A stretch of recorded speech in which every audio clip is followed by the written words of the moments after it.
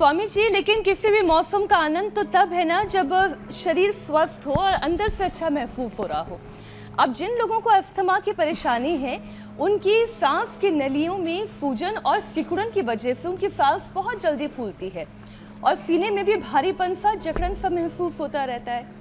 Bronchial tubes को relax करने के लिए और सांस की क्षमता को बेहतर करने के लिए स्वामी जी नियमित रूप से कौन कौन से अभ्यास किए जा सकते हैं?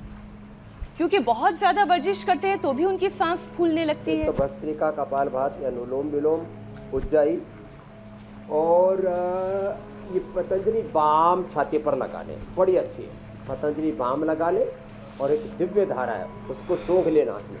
नाक में जब उसको सूंघ लेते हैं और पूरे नाक खुल जाते हैं साहब, पूरे नाक साहब।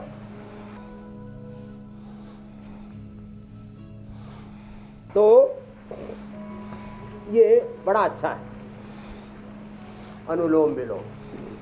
तो दिव्य धारा सब घरों में रखना, पतंजलि बाम सब घर में रखना। और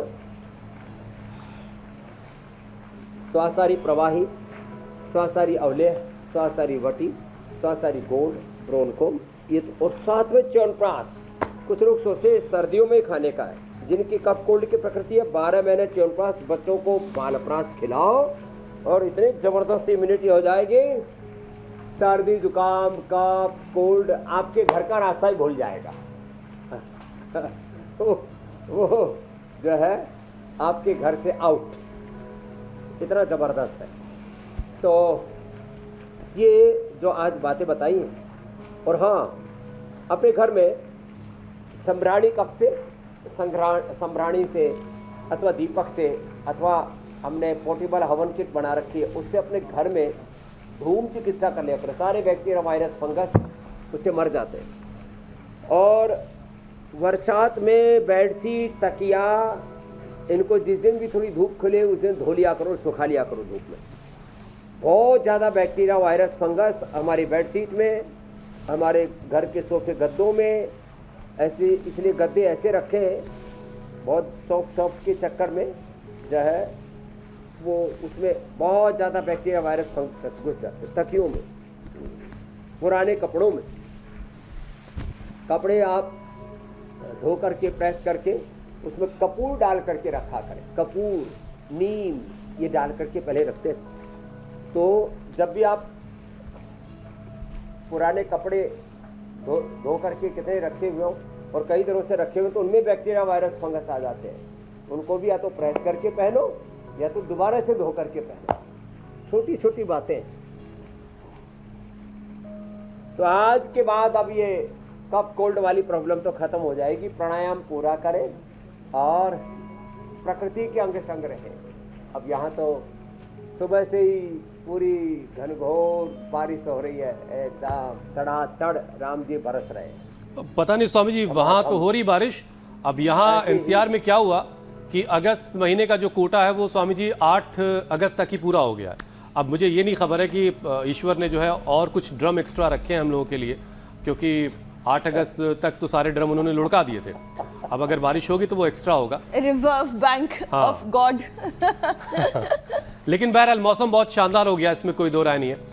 स्वामी जी, हाँ स्वामी जी, निमोनिया या फिर गंभीर रेस्पिरेटरी इन्फेक्शन के बाद बहुत से लोगों की सांस बहुत जल्दी फूलने लगती है और फिर जाहिर है लंग्स की जो ताकत है वो बहुत देर से वापस लौट के आती है।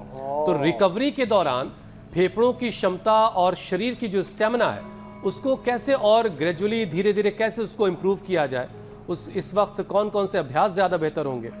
उसको बढ़ाने के लिए एक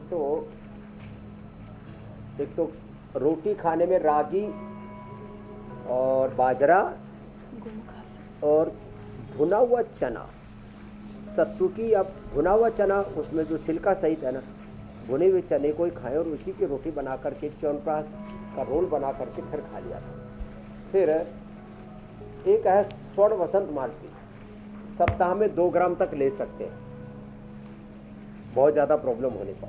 2 ग्राम स्वर्ण वसंत माल्टी, 5 ग्राम अभ्रक भस्म, सहस्त्रपुटी बहुत कम मिलती है, लोग सहस्त्रपुटी ऐसे ही देते रहते हैं लेकिन वो होती नहीं है, डूबते रहते हैं लोगों को। तो सामान्य सहस्त्रपुटी अभ्रक भस्म ले लेना। त्रिकुटा या स्वासारी पाउडर उसमें मिला करके और फिर खिला देते ना, निमोनिया के पेशेंट भी ऐसे एकदम उनकी आंखें खुल जाती है, चरना सा हो जाता है, फेफड़े खुल जाते हैं, नहीं तो आंखों में भारीपन, आंखों में आंसू आते रहते हैं, नाक में पानी, कान में पूरा बंद, ये हालात होती है। तो आँख, नाक, कान सब, गला सब खुल जाएंगे। और दिव्य धारा और पतंजलि बाम थोड़ा लगा ले। हल्दी, अदरक, लहसुन, प्याज का पेस्ट बना करके उसमें थोड़ा सा दिव्य धारा मिला करके उसको बांध देते हैं और धूप में थोड़ी देर बैठा देते हैं। जहाँ बरसात हो रही है वहाँ थोड़ी सी प्रॉब्लम है, तो वहाँ पर भी ऐसे ही कपड़ा बांध करके लगा देते हैं और फिर उसमें बैठ करके प्राणायाम करना, पूरा फेफड़ा खुल जाएगा, निमोनिया की प्रॉब्लम नहीं होगी और ये उसके लिए परम औषधि का काम करेगा। तो इन चीज़ों का ध्यान रखें। ठंडी चीज़ें होती हैं, केला ना खाएं, केला अत्यंत ठंडा होता है। हाँ, परसिमन एक फल होता है, वो ना खाएं, परसिमन, केला, सीताफल, हाँ ये बड़े ठंडे होते हैं। और खीरा भी ठंडा होता है। लौकी का जूस ना पिए, लौकी का जूस कड़वा तो किसी को नहीं पीना, और जिनको कफ कोल्ड रहता है, बहुत ज़्यादा शरीर में दर्द रहता है, लौकी का जूस नहीं पीना, लौकी की सब्जी खा ले। ये छोटी छोटी बातें हैं, बड़ी महत्वपूर्ण है, इसलिए हम बताए जा रहे हैं। और बाकी लोग नोट किए जा रहे हैं स्वामी जी। ये कफ, कोल्ड, श्वास, दमा, अस्थमा से लेकर के और ये बात जो पैनिक अटैक होते हैं ना, ये नहीं होंगे और निमोनिया भी नहीं होगा।